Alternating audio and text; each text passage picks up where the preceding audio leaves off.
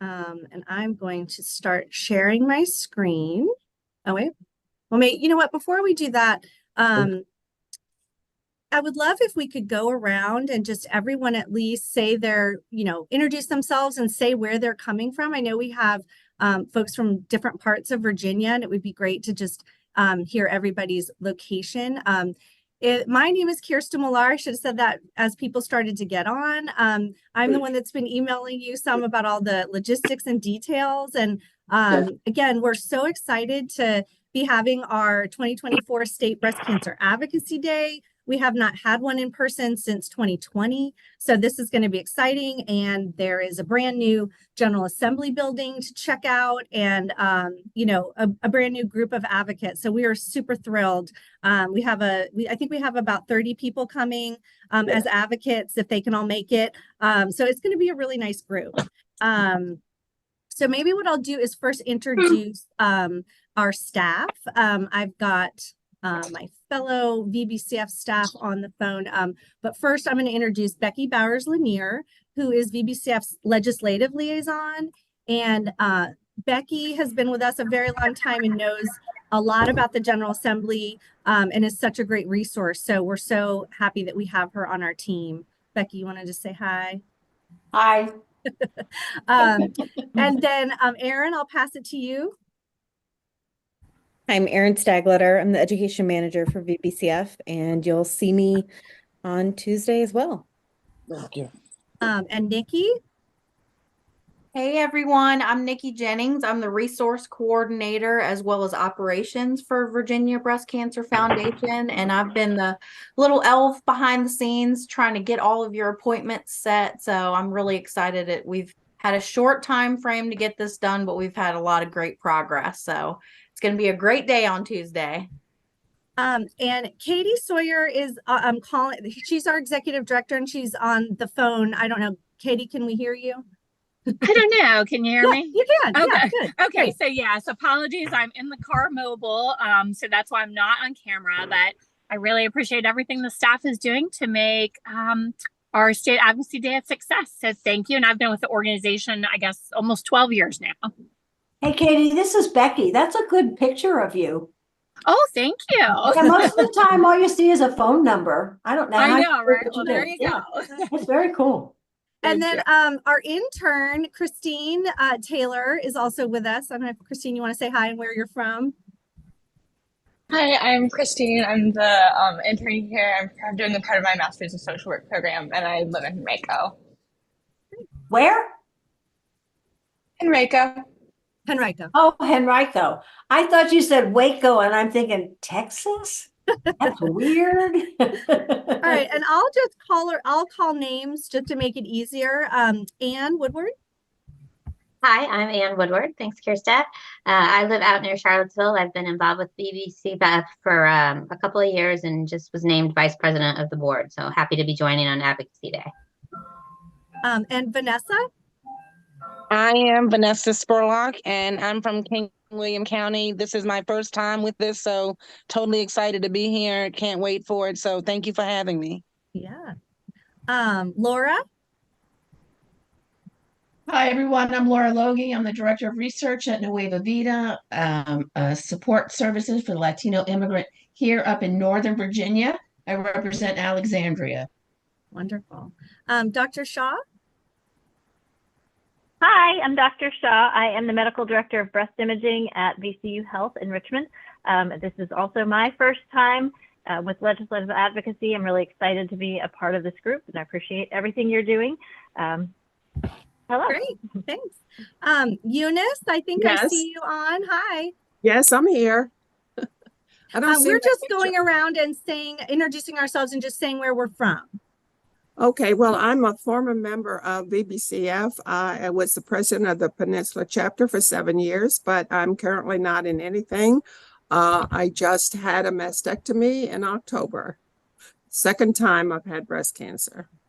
I miss seeing you, Eunice, and it's hard to see you looking very dark on that picture. Oh, really? There's nothing there except your name. I don't know how to fix that. That's all right. If If you can come when we have our day, that'll be great to Yeah. see you again. This You, is you don't want to see me, but I'll see you on Wednesday. Yeah. Yeah, good. And Jessica, I think I see you there. Yeah. Hello, Jessica Ramirez. I am a recently former board member of VBCF. I think this is, I can't remember. I've done Advocacy Day for a lot of years at this point, and I am in Midlothian. Sheila.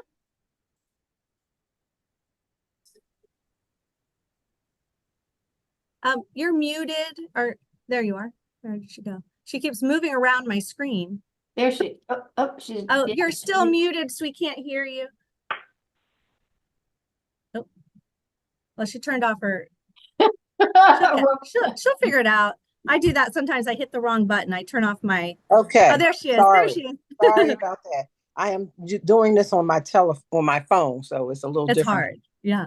I usually talk on my laptop. So in any event, I am Sheila Pettiford. I have done advocacy at the Capitol for Coleman in the past. I'm a recent transplant to Hampton, Virginia. Okay. So my interest is definitely in policy. So this is the first time for me that'll happen on Tuesday, but that's I'm very, wonderful. Very interested. And I live with metastatic breast cancer, have for almost 10 years. Okay, great. Thank you for sharing. I'm glad you're here. Grace, I think you're next.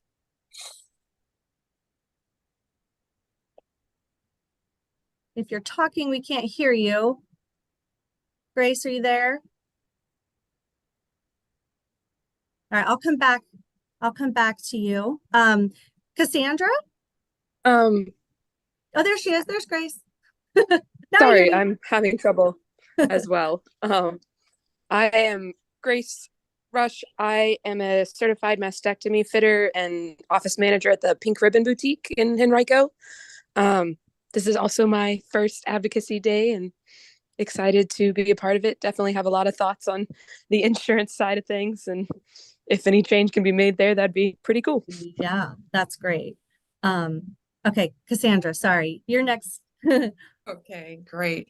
Hello, everyone. My name is Cassandra Hodge, and this is my first time as well participating with Advocacy Day. I was diagnosed with breast cancer in 2022, and I look forward to participating.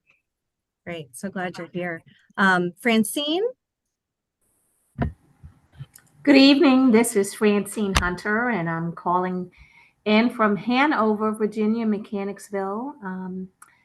I am a two-time person with this non-discriminatory disease a number of years ago, first with non-Hodgkin's lymphoma, this time with breast cancer, and I am looking forward to Tuesday. This will be my first time being there. Oh, great. We are too. And make sure I'm saying this. Is it Genovia? Genevieve. Say that again. Genevieve. Okay, I got it. Genevieve, we'd love to hear where you're from. Yeah, thank you. I come from Ecuador, but I have been in the US for 11 years. Sorry, I was late, so I didn't hear what the other ladies say. I had stage 0 breast cancer in 2022, and my journey was very shocking, and for such a it shouldn't have been like that. So I do want to participate and share my experience and how things shouldn't be done, because definitely I had a really, really bad experience, and I wouldn't want anyone to go through what I had. And I'm really excited for Tuesday and for helping, in the future, people like me. That's great. Well, I appreciate so much all of you sharing and for being here. And one of the things, oh, wait, Melissa, sorry, you joined and then your box moved. Melissa, I'm sorry. We're just giving a quick, who are we and where are we from? I hate when my box moves. Sorry. You couldn't resist, Melissa. I'm sorry, Becky. I'm just here because I'm a Becky groupie and I follow every, no, I'm kidding. I'm here because this is my first advocacy experience with the Virginia Breast Cancer Foundation. I tend to when I'm in something impacts me, I tend to advocate for it. And I was diagnosed October the 6th with this past year with breast cancer, and had a bilateral mastectomy. Never doing that again. I start chemo and radiation and all the fun stuff in a few weeks, and so you're fitting us in. I like it. well, yeah, I mean, this is the best club to be in. Dedicated. I love it.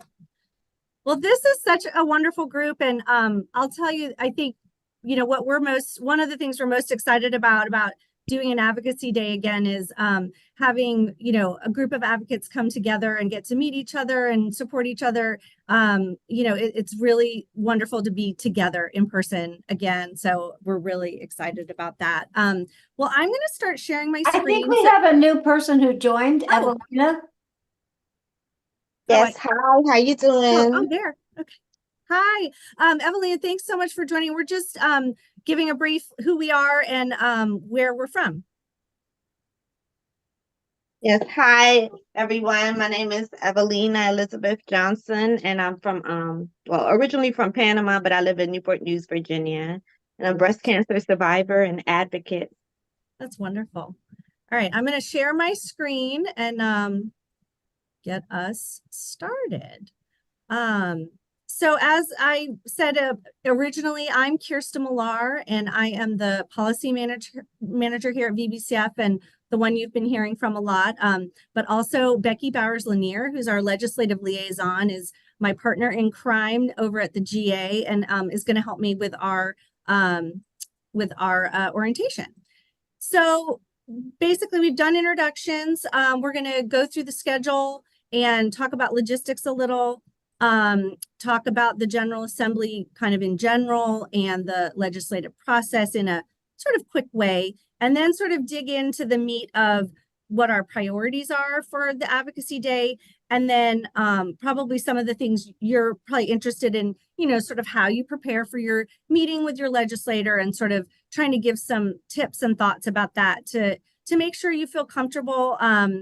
You know, we hope that you know that one of the biggest parts of this is just participating and being, you know, starting a new relationship with your legislator, and that it's not, you know, you don't need to be an expert.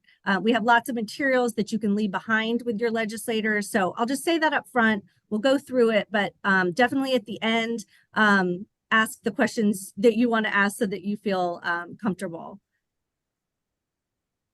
So Becky? So these are sort of our goals for what we hope to achieve by doing our advocacy experience, and you can read them yourself. I would say the most important thing of the 5 things that are there is the 4th thing on the slide, and that is the beginning or continuation of an ongoing relationship with legislators. One of the I guess the most important thing that happens with advocacy is that you are working in a relationship with one another for the first time, and that you develop a relationship with your legislators in this experience. And I don't expect that you will on the first day, but the journey of 1,000 miles in developing a relationship begins with the first step. And so you can see here, this is what we're hoping to achieve. I hope I don't scare anybody by saying this, but that's the way it is. All right. Sorry, I'm there. Oh, go back one. Uh-oh. Did I miss one? Oh, there we go. Thank you. Sorry. Great. So I sent this out in one of my emails, but just thought I would review sort of our schedule timing wise. For those of you that are riding the bus with us down to the General Assembly, we'd like you to be here between 8 and 8:15. We have a parking lot, free parking at our parking lot. We are the Child Fund building, and I think I put that, I'll when I follow up, I'll make sure I mention that.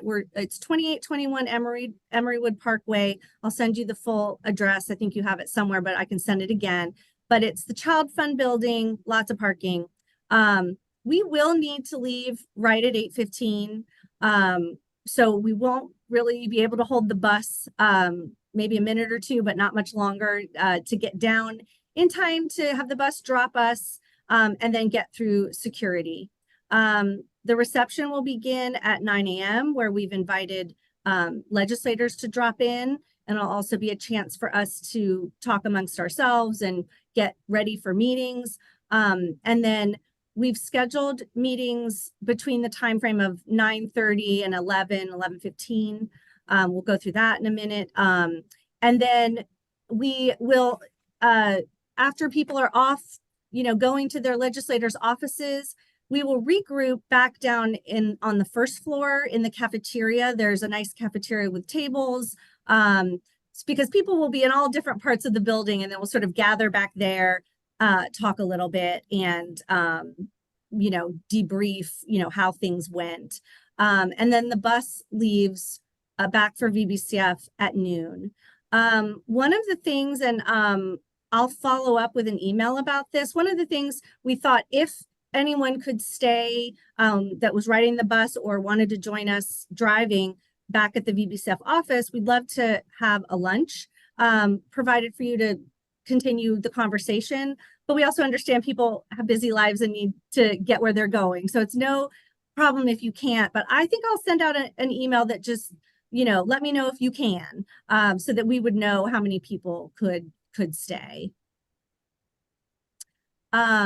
Logistics wise, I'm going to be your main contact. And so I've given you my cell phone number here.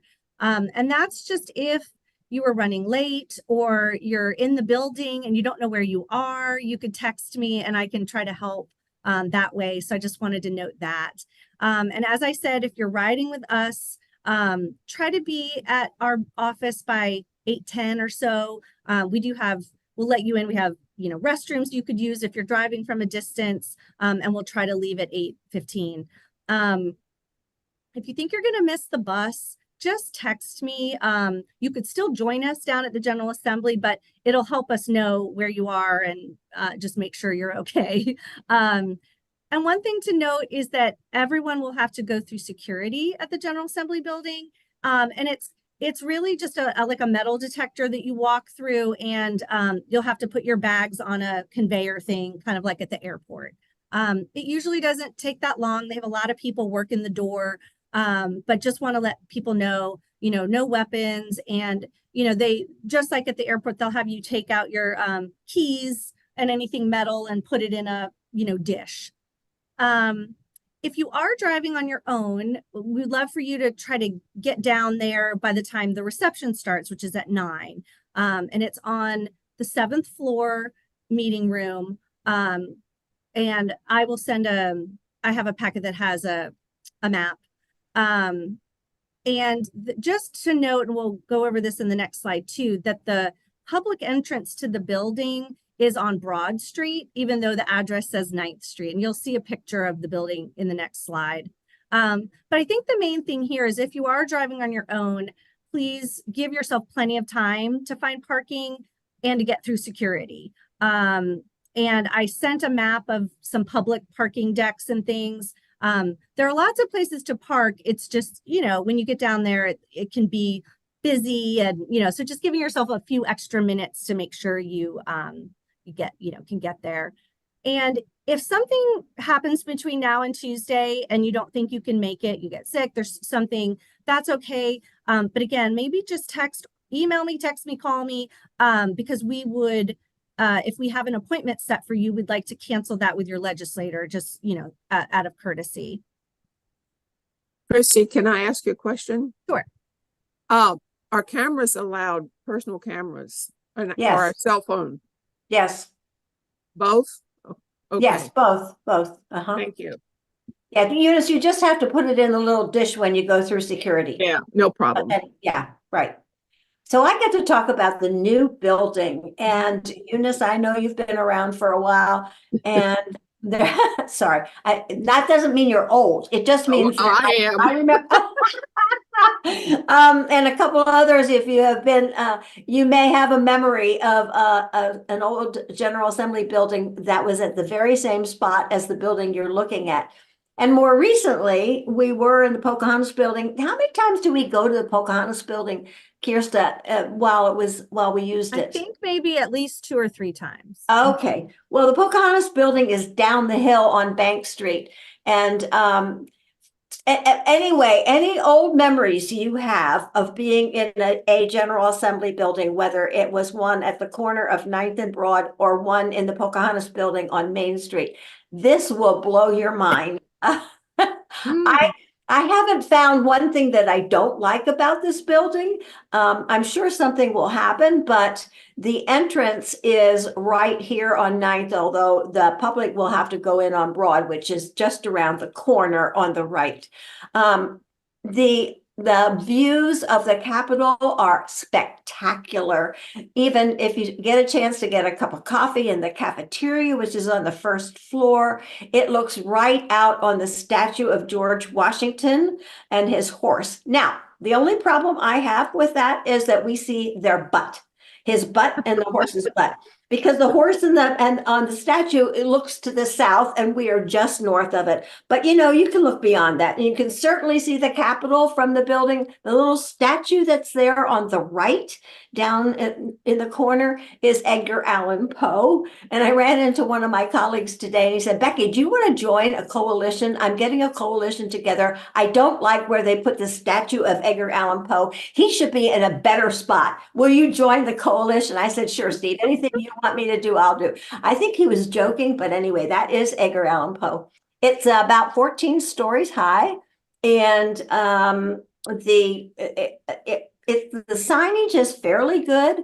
I guess it could probably use a little bit better, but the cafeteria is on the first floor, and there is ample space for people to meet. It's just delightful. So I will say about this picture, sorry, Becky, just to interrupt, that the entrances that you're seeing here, these doors right here on the corner, those are not where we will go in. We will go around where that truck is going. Yeah. That's up to Broad Street. Just Yeah, for those who are driving. I couldn't control the cursor, so I couldn't show you where that is. So you'll go on Broad. Yeah. Just wait, go back 1 second. Okay. And here on the left, this building has been there for a long time. That used to be called the 9th Street Office Building. It was an old hotel.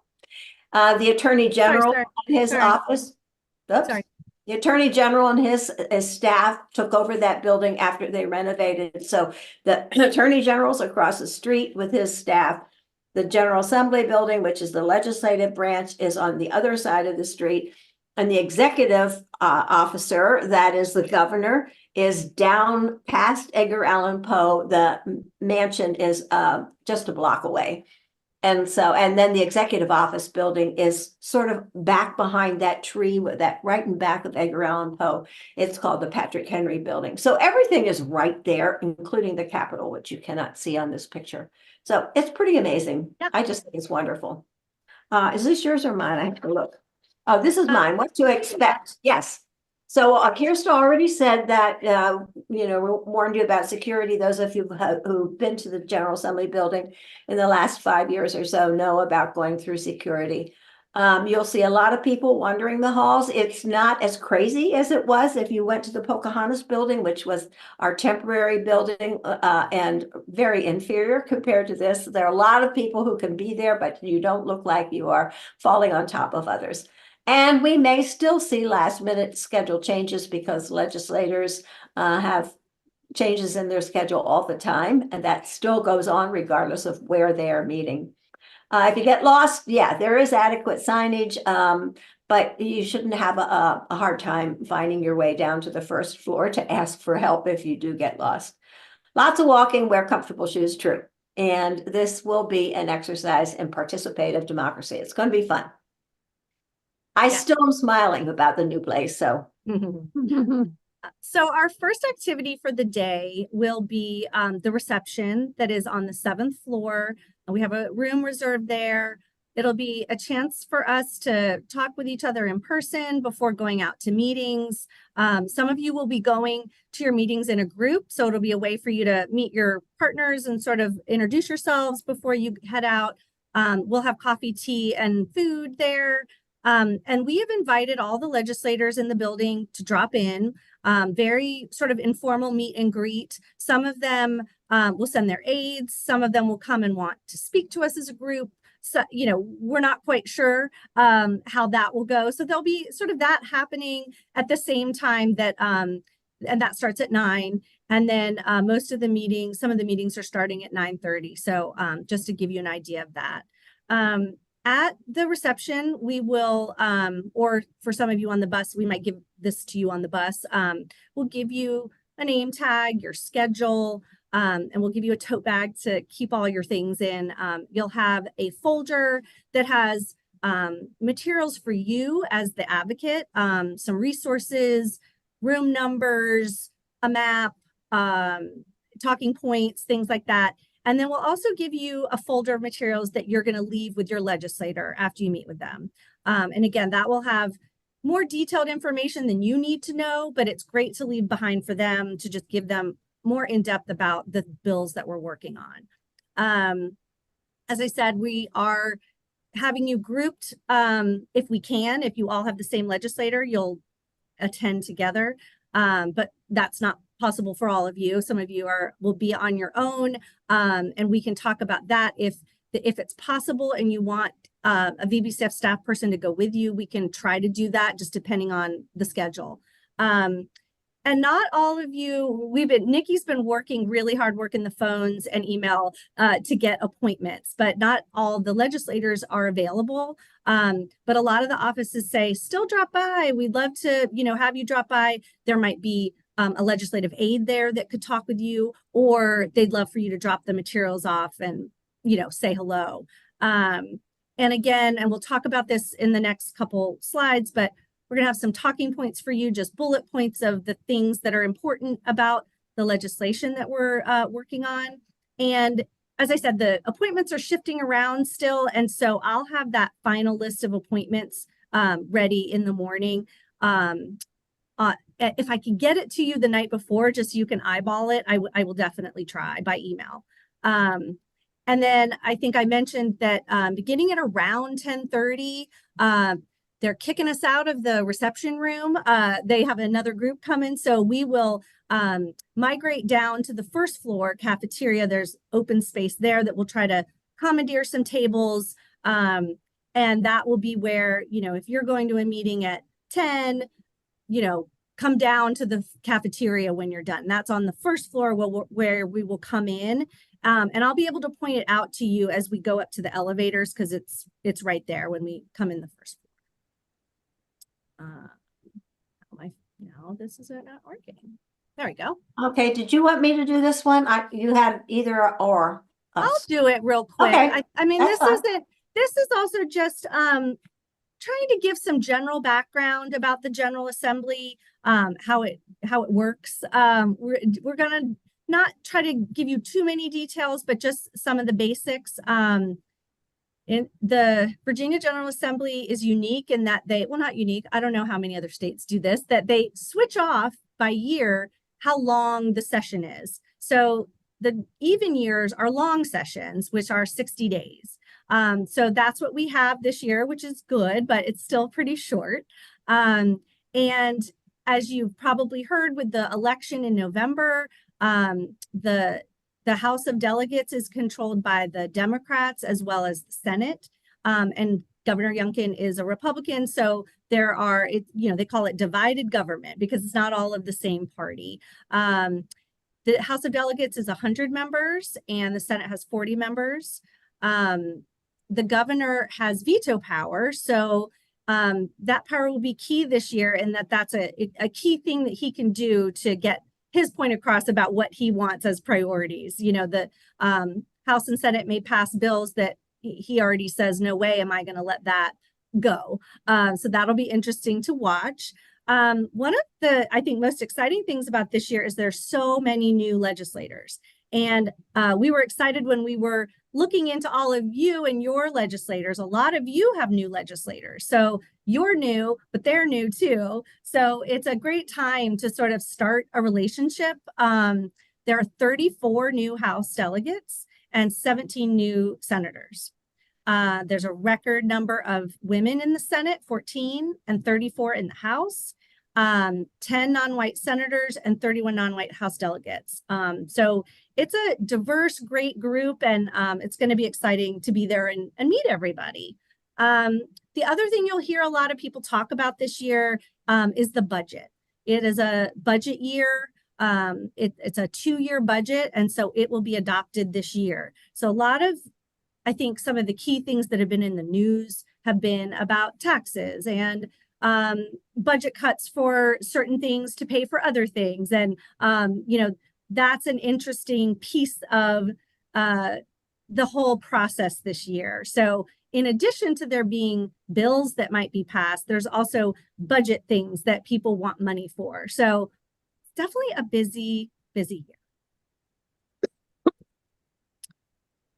Do you want to do this one, Becky? Sure, I can do this one.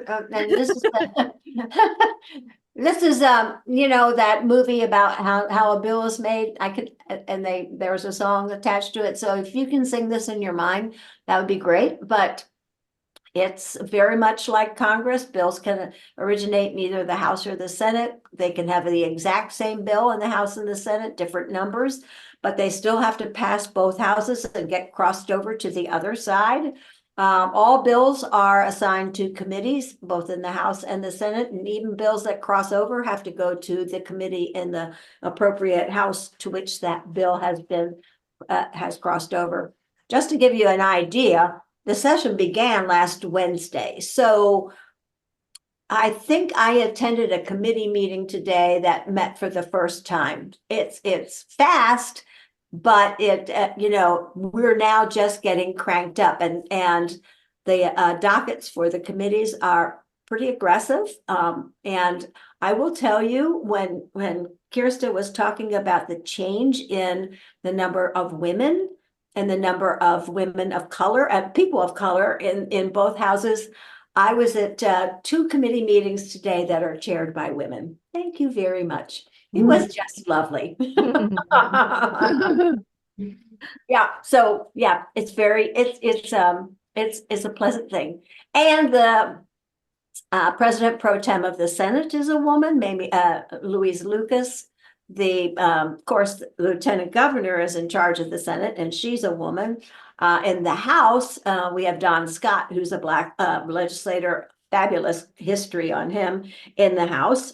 So we have a lot of diversity that's just fun to watch, and exciting. And Virginia, go. And when I send these slides out at the very bottom, I put a link to the Virginia General Assembly has like a longer description of this shorter, you know, highlights if you're interested in seeing all the nitty gritty details. Yeah. So I didn't want to go into, you know, overwhelm you with all of that, but you know, it's definitely interesting to see how it all goes. It really is. And you can see the bills will have to be finished deliberation in the House of Origin by February the 12th, because crossover occurs on the 13th. So any bill that hasn't officially gone through deliberation in the first House doesn't make it to crossover.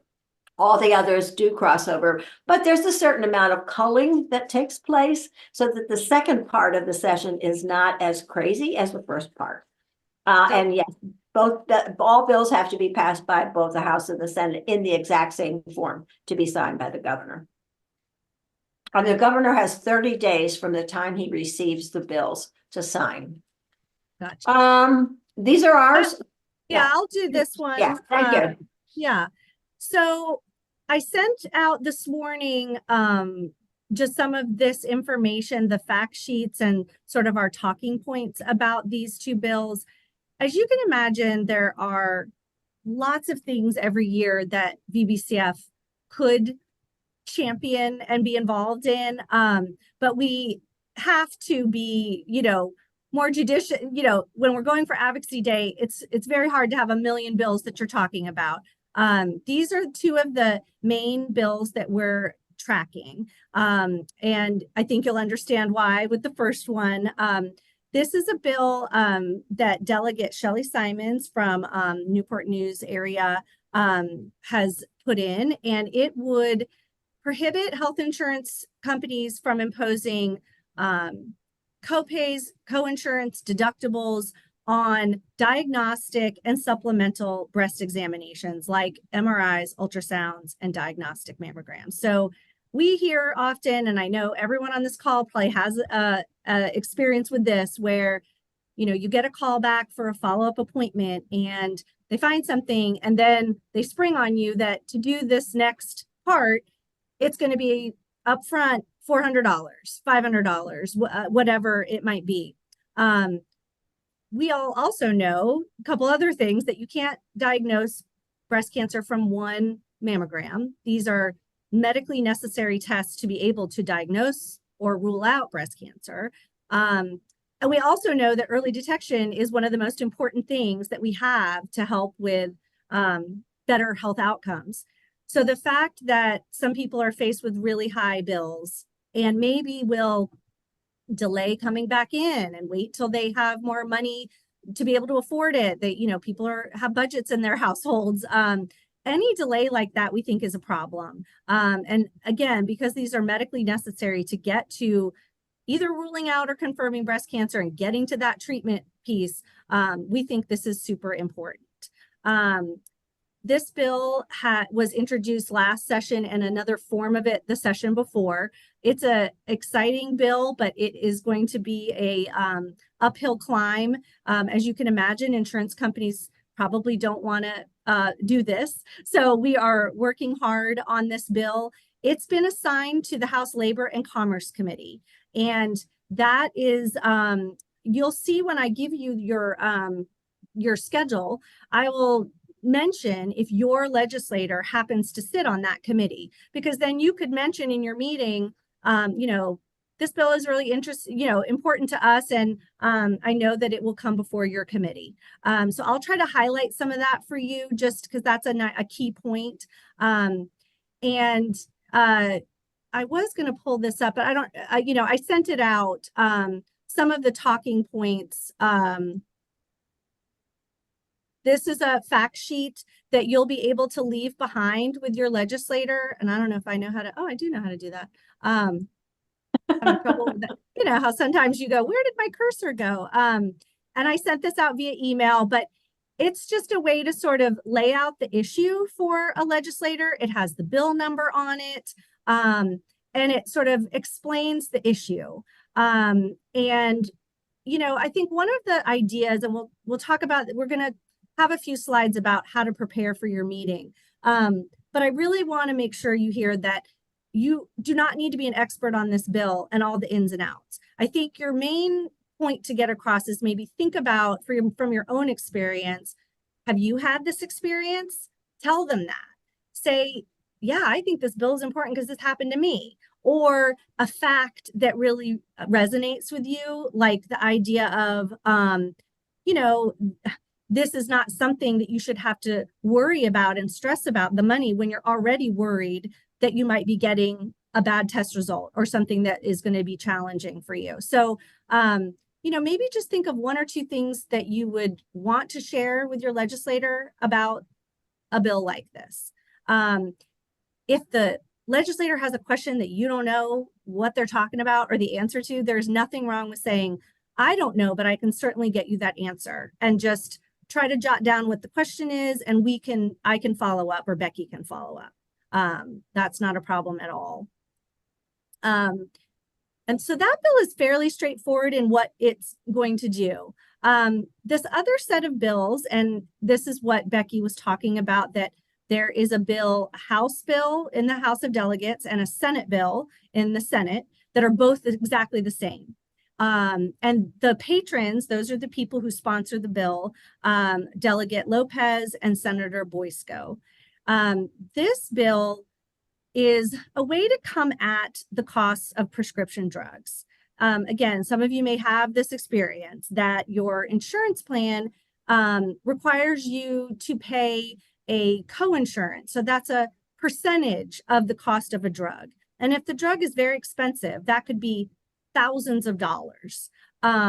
This is an attempt to ask the health insurers to offer a plan that you could choose or not choose as the patient. It's not a requirement, but it's like offer this plan and so that patients can choose it, that would have a set capped copay per drug per month. And it would be, let me get my, it would be $100 a month per prescription for certain plan, the gold, silver plans, and then $150 per month for bronze plans. Sorry, I just did something weird with my screen. Can I ask you a question? Yes, ma'am. How does one find out what the percentage is? For instance, we have very good insurance with 2 policies, but I still pay a copay and I have no idea what percentage that is. How do you figure that out? So That's a very good question.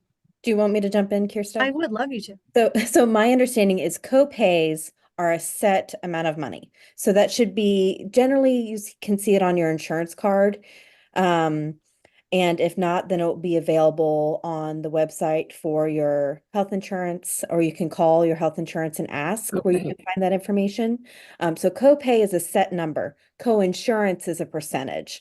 So, and that's something that people are often surprised by. So if they see something on their insurance card that says you have to pay a 25% co-insurance on drugs in this category, the patient doesn't know how much that is until they show up at the pharmacy, try to get their medication. So that's why you might hear pharmacists ask you, did you know this prescription was $150, like before they run through and charge you, because they know it's a lot sometimes. So that's the difference between copay and co-insurance. Well, I'm taking one drug right now that's $484 out of pocket. So I have no clue what it really sells for. Right. Okay, well, thank you. I'll check that out.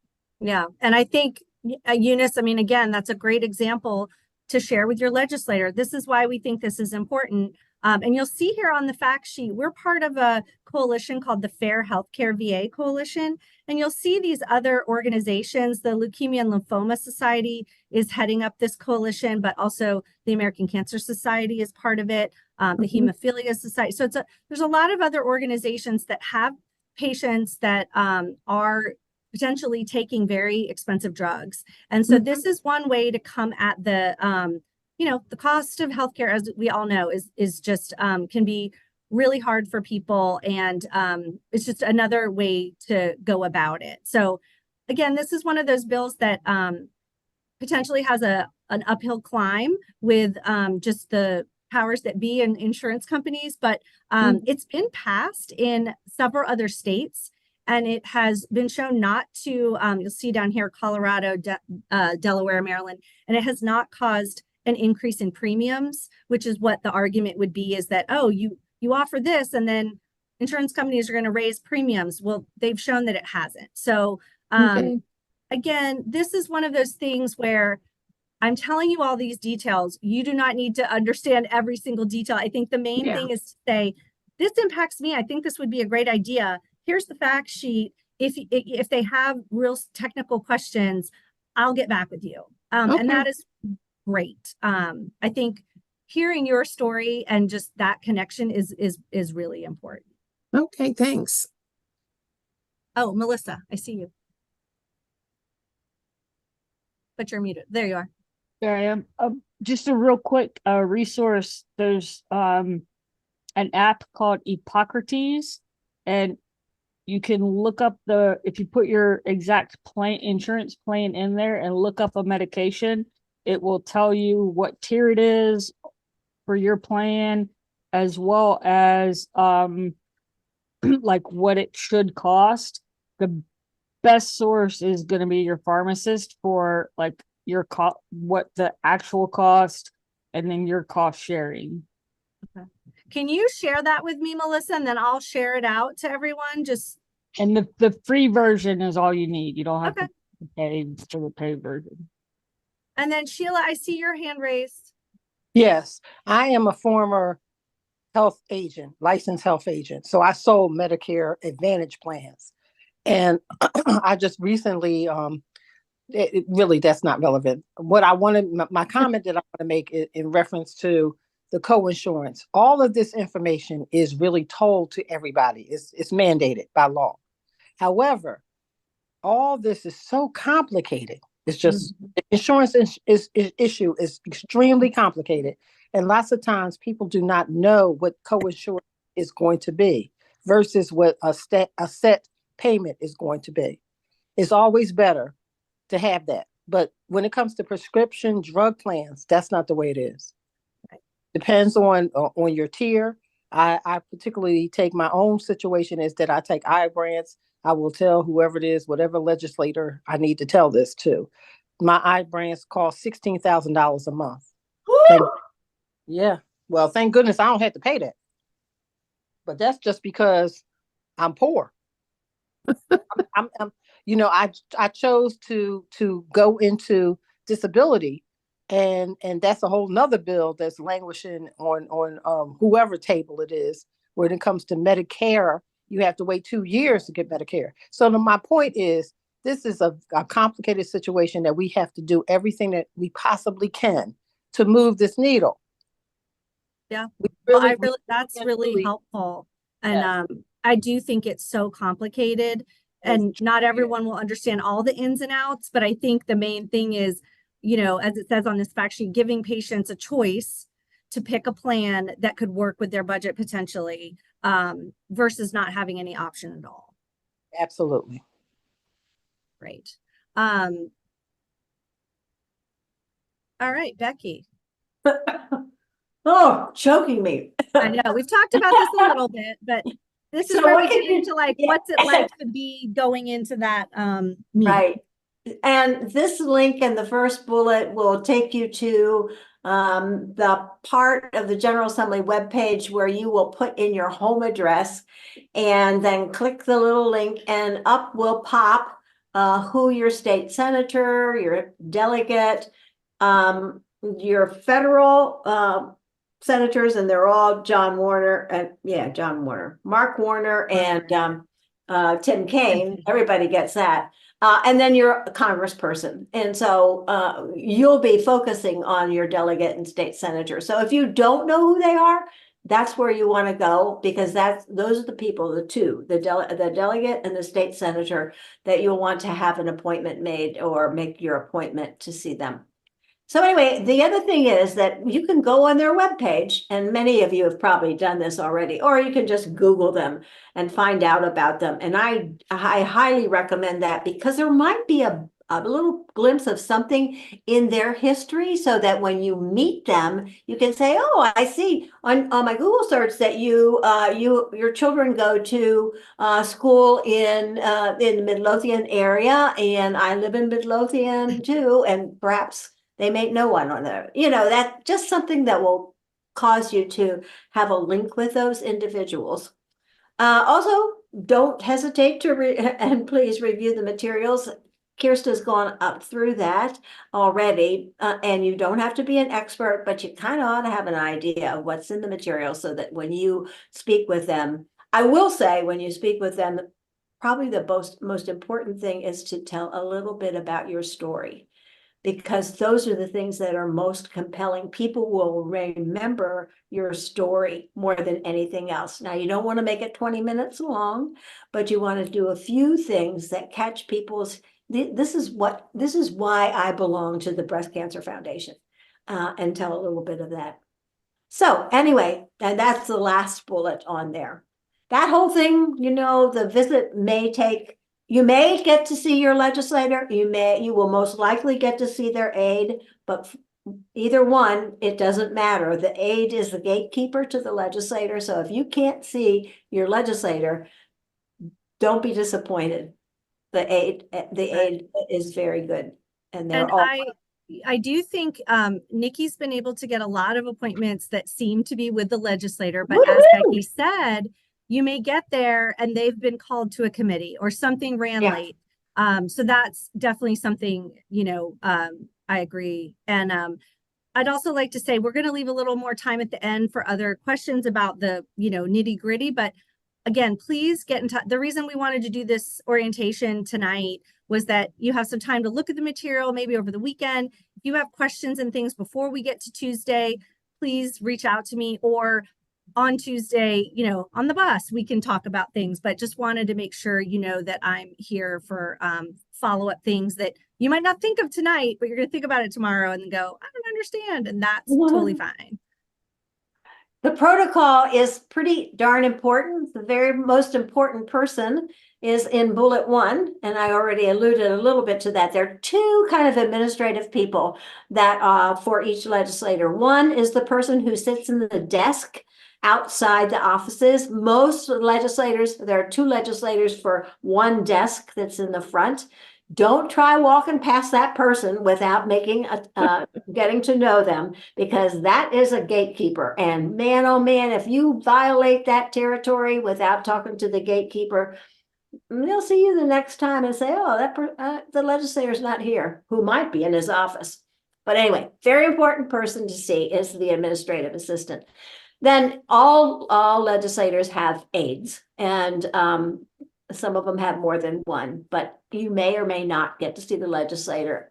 I don't have a problem seeing the aides. I'd rather see the aides, to tell you the truth, because they make notes and they get in touch with the legislators. Be sure you're on time. And if you're going to be late, it might be very helpful to call them at the Capitol number, which you should have. You'll probably have it before you get there, just to say, hey, I'm so-and-so with the Breast Cancer Foundation, and I've gotten hung up. I'm going to be 10 minutes late or so. You may or may not get through, but at least make the effort to do that. Be kind and courteous. Yeah, there are a lot of people doing the same thing. And so it's very nice to be kind and courteous. Even if you want to strangle somebody, don't do that. And I already said that it's just as important to meet with an aide as it is with a legislator. One thing that someone asked me earlier today that I wanted to flag was that your room number that we'll give you the room number where you're going for your legislator, will be something like 500, 610. That's the floor number. So 500 is the 5th floor, 600 is the 6th floor. There used to be east and west and this and that. Now it's just none of that one number.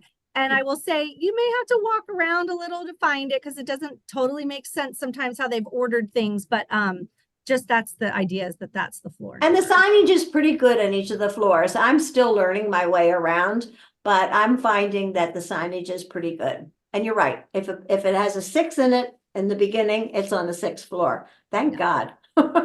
Yeah.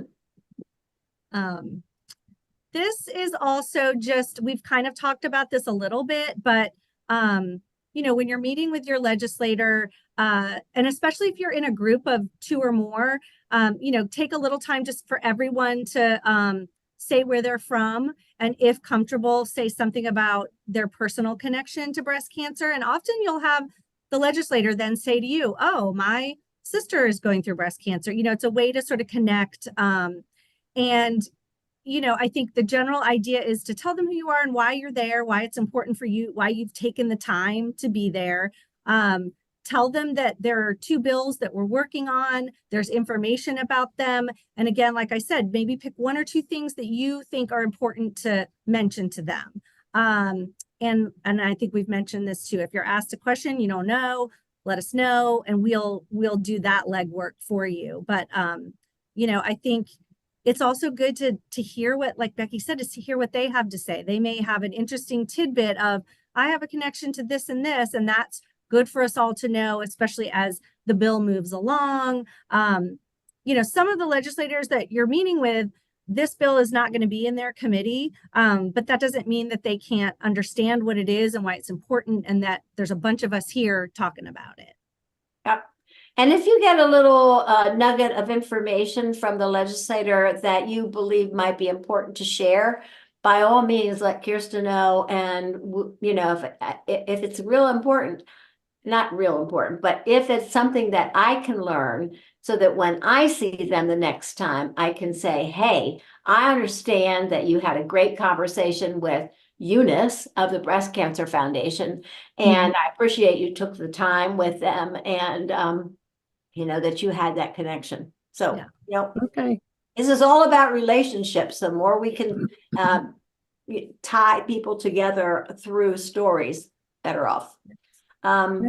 I think you've got this. This is, we pretty much. Yeah, I think we covered a lot of this that, you Oh, know, but just do take the pictures. That's important. The last I would one. we'd love to have pictures. It's at your discretion. If it's a crazy meeting and they're running out the door, but hey, they want a copy of the picture. So you can send it to Kirsta, but you also send a copy to their. Yeah, they like to meet with their. Oh yeah.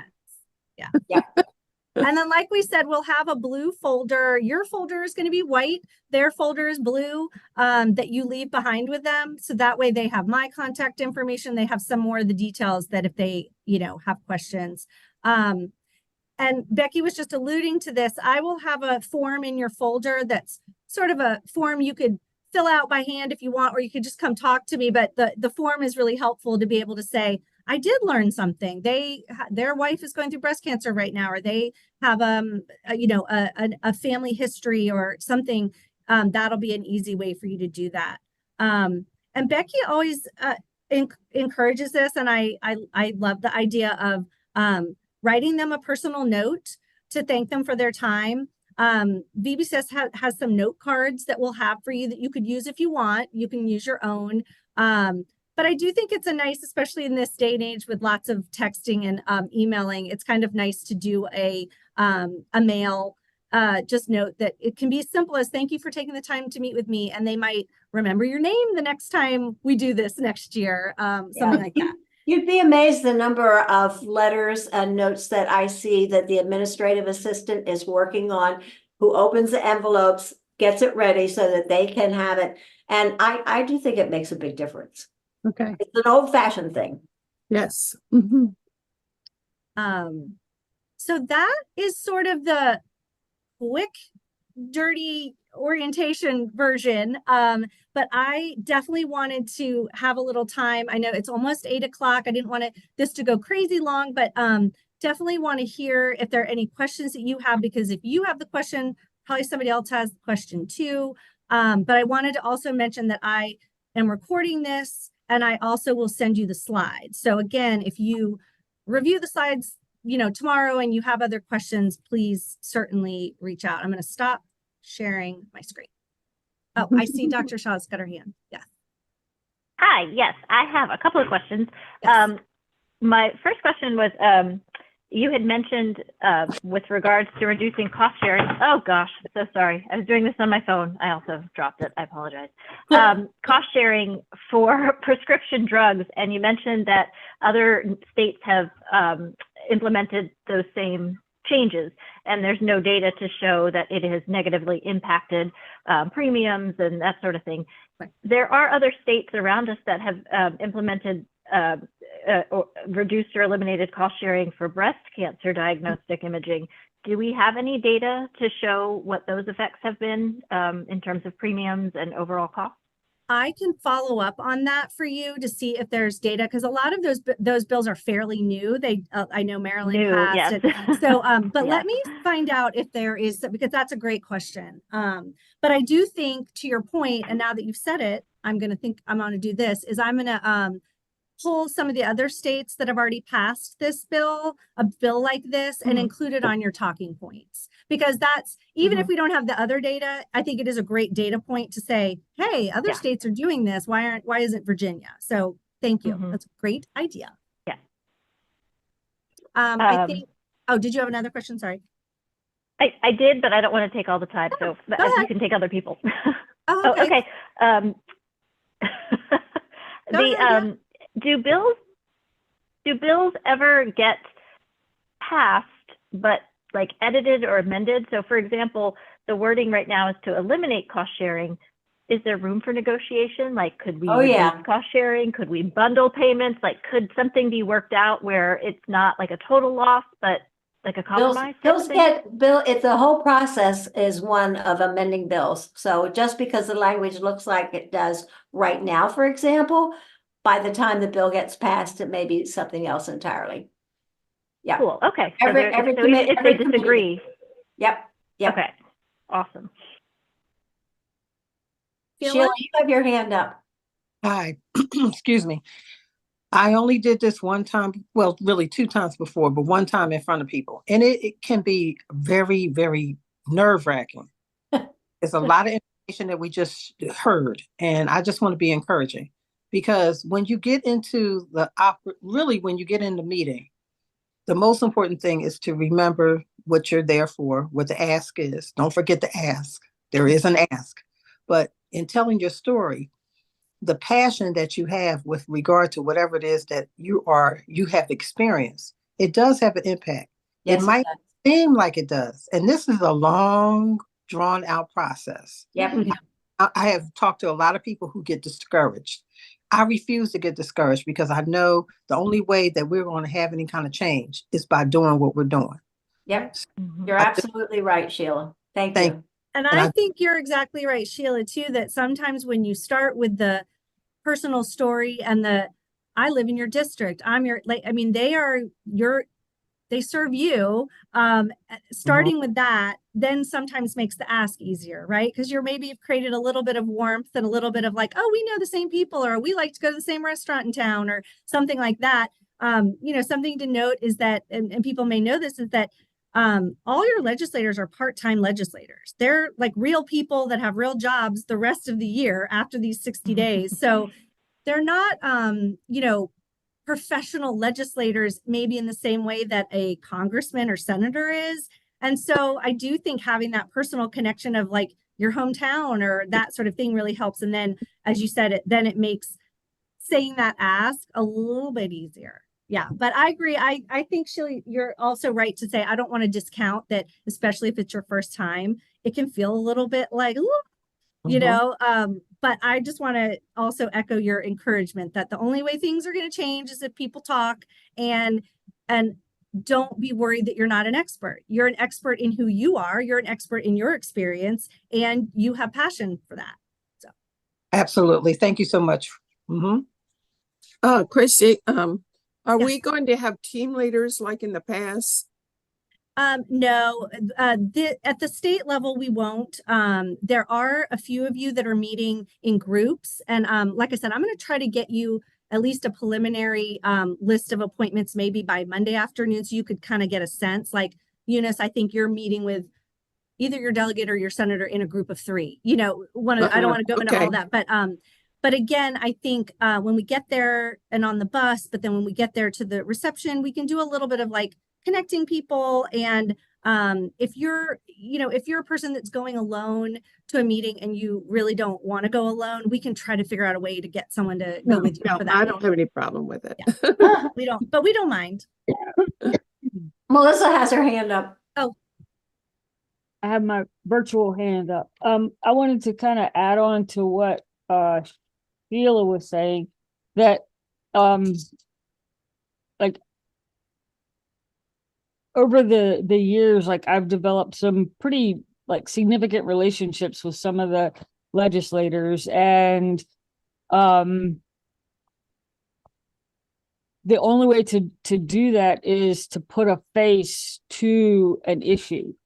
And I've kind of was thrown in the ring to testify on the fly many years ago on a workplace violence bill for the VNA and the BHHA, and because I was on medical leave after getting my butt kicked at work by a patient, and it just kind of worked out that way.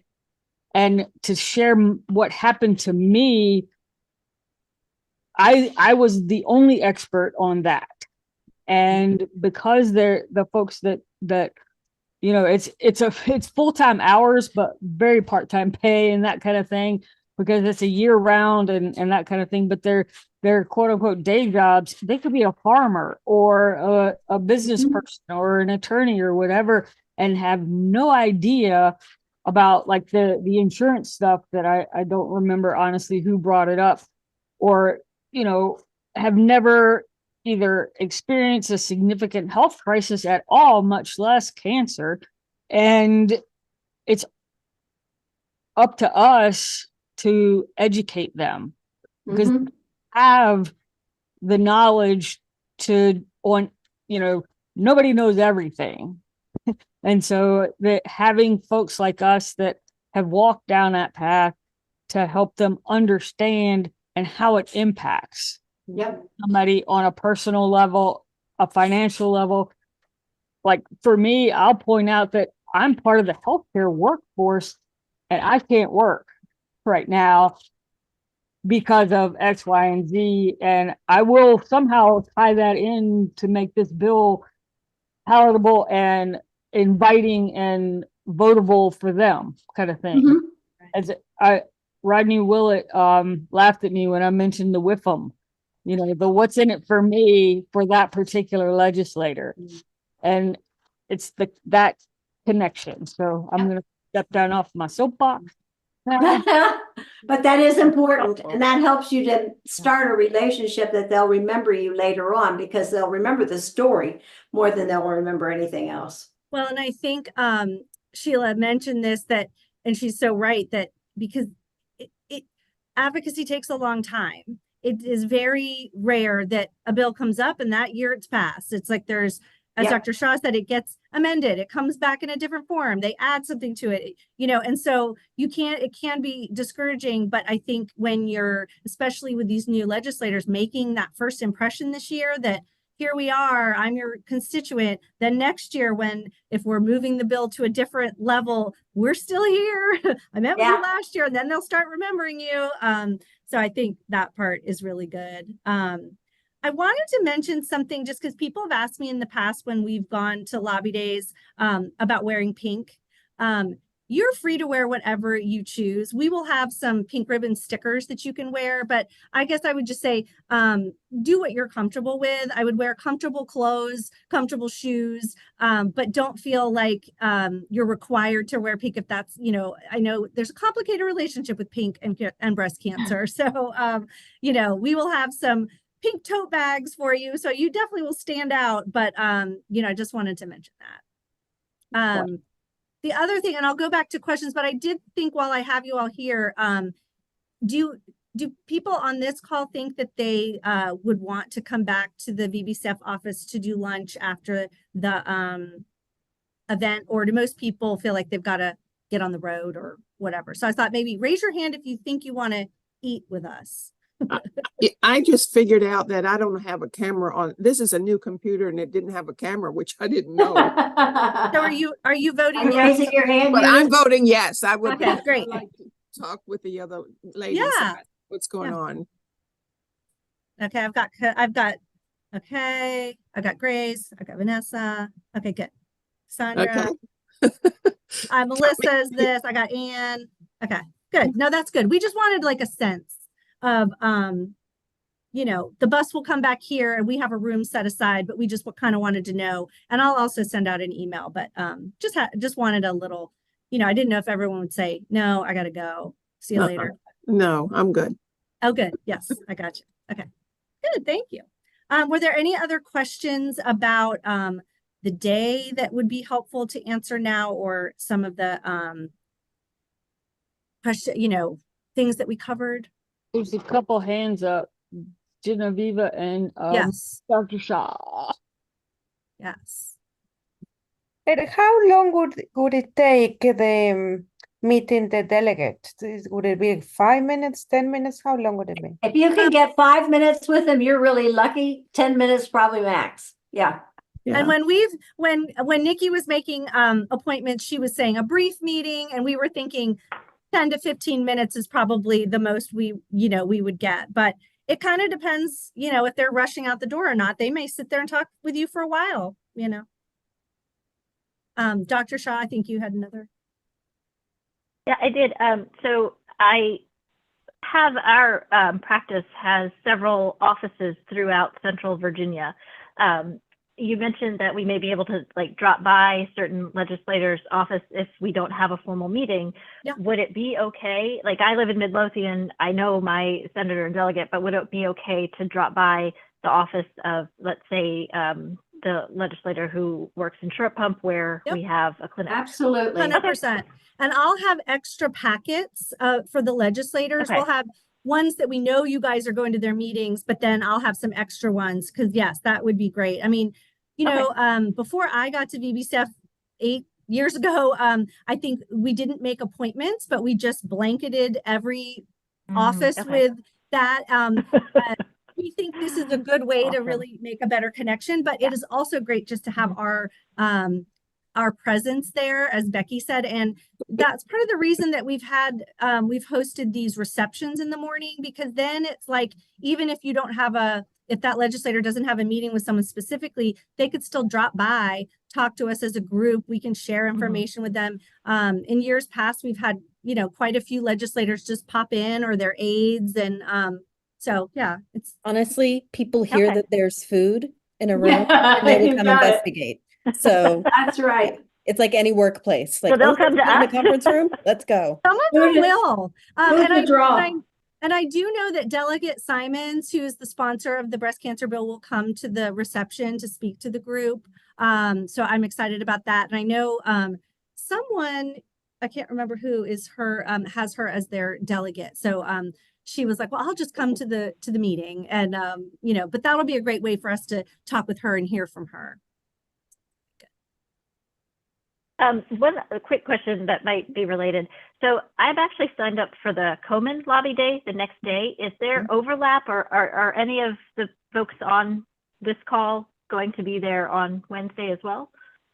I don't know that, but I bet there will be. I don't have that information, but you know, we're all working on that same bill. And we didn't know they were having their day. We had already scheduled ours, but they're doing, which is great. They get to hear from y'all twice. I mean, I'm not a problem. It's good stuff. I didn't know if it was if there's a connection, because it was such a coincidence that they're two like right back to back. So I didn't know if that but was you know what? planned that way. It's kind of good as a reinforcer. I'm glad we're going first, not that we're competing, but then having Komen come the next day, that's breast cancer 2 days in a row. Yeah.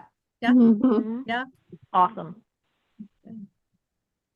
How many is going, Christia? I'm sorry. How many?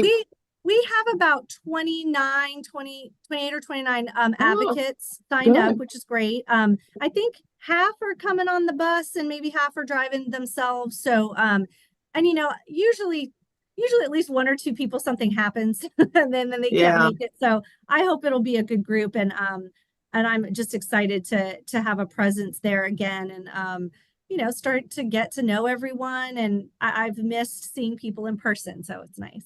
And I think it's supposed to rain that day too, unfortunately. Well, as long as it's not snow or ice, Right. I'm okay.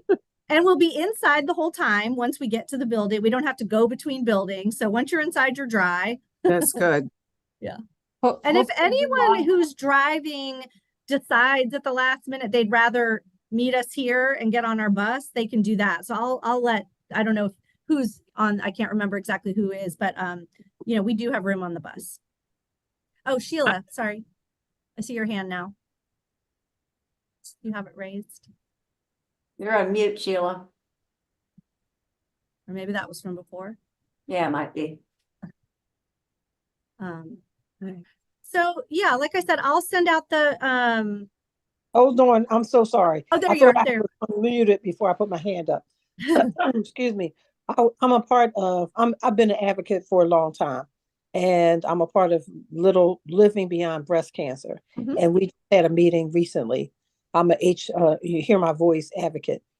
So I just gave you a little background to say this. My concern is a lack of coordination. And I don't really know if there is a lack of coordination, but I do think it is really important in this arena, in order for us to get these bills passed, to have as many different organizations as possible coordinating with whatever it is that they are trying to do with regard to policy. There is truly truly, when there are numbers, we have the ability to really move the needle.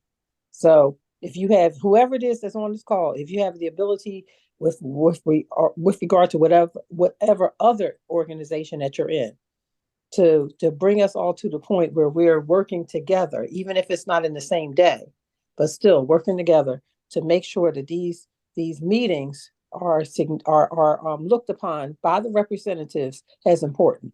Yeah. Well, and I'll tell you, in addition to the Komen Advocacy Day the next day, American Cancer Society's day is also that next day. So this is a bill that they're Good. working on too. So yeah, there is some of that, but you know, we do our best to kind of all work together and talk about, like you said, the same issue and keep it going. And the only reason why I mention that is because, excuse me, a lot of times, you know, people want to do what they want to do for their own reasons, but there is truly power in numbers. Power in numbers. So, and we're all working towards the same I've been goal. part of the American Cancer Society. I'm with all of this. I'm a member of Metastatic Breast Cancer Alliance, which pulls all kind of people together. But what I found out is when we work together for a common goal, we have really the ability to move the needle. Yeah. Right. It's kind of like I do stuff with the VNA and shared this, like I connected the VNA folks, which I, for some reason, Becky, your email bounced back, but like this is important to nursing, and I know that there are some things that on the nursing policy platform that are going to be important to folks here. So it's all about partnerships, because a collective voice, like you were saying, is way louder, and like each voice equals a vote. And like when you know, you say, well, there's I think it's 120 some, like 21,000 nurses in Virginia, and they all have to be of voting age. There's probably way more than that who are connected to breast cancer, and so having that number and throwing it out there is just powerful. Vanessa, did you have a question? Wait, where'd she go? I just lost her. I lost her. She just Oh, there she is. There she is. Nope, there she is. Just went out. Oh, there you are. I know, it just went right out. Yeah. Yeah, I was just gonna piggyback off of her in reference to being on being on different organizations. Same thing with me. I'm one of the cancer champions. I just started with that. And I also just recently did an interview with the National Patient Advocacy Foundation. Wow. They did a podcast interview with me, I guess about a month ago. So I don't know whether they're going to be there, but now that I know that this is, I guess I'll say I was advocating before I was advocating. And when I saw this, I knew that that's who I was, or that's who I am. So glad to be part.